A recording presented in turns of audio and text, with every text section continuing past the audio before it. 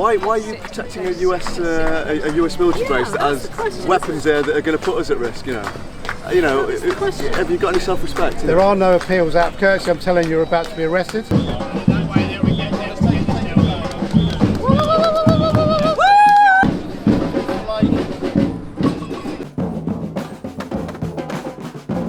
I'm Angie Zelter and I'm the founder and helping to coordinate Lakenheath Alliance for Peace. We've been here for 2 weeks. It's absolutely brilliant. Loads of people have been coming and lots of different organisations are working together. There's about 60 organisations because it's really important in these times of collapse, in these times of terrible empirical militarisations all around the world, that we all work together.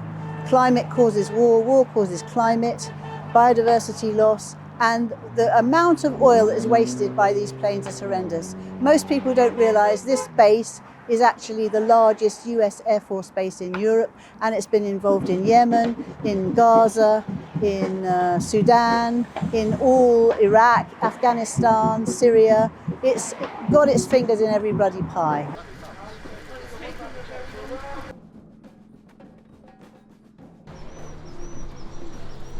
I've done a big installation on one of the fence panels, which consists of about 9 baby vests with specific messages on what red lines are. There's rucksacks with bits of body parts, and it's basically, and baby bundles underneath. It's to engage the public, to let them know this is the reality of what is happening in life, particularly for people in Gaza and Palestine. It was chilling making it when I was hanging it and attaching it to the fence, because the F-35 bombers were going overhead at the time, and Israeli pilots are apparently also trained at that base as well. So it was the whole sort of cognitive dissonance that I was doing this while that was going on overhead. Since about 2022, we've known that the US is planning to site nuclear weapons here. This is through detective work, pretty much, because obviously the government will neither confirm nor deny what's happening here.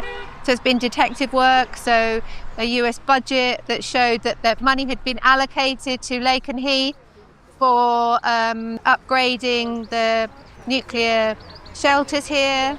Also, money has been allocated to build a whole new dormitory for more US fighter pilots. And it was clear in that document they talked about a surety mission, and surety is military jargon for nuclear weapons storage. We should rise up in peaceful civil resistance to this, we the people, because there's been no democratic process. We haven't been asked if, for example, there's a nuclear accident here of any kind. We've been told of no stratagem for dealing with that. The local authorities, who will deal with it? The Americans or the British? How will that happen? That's not at all clear. They make us a target. They don't make us safer, they make us very much more endangered. And when we have somebody who is unreliable and untrustworthy as Donald Trump, that really underlines how precarious we are in this situation.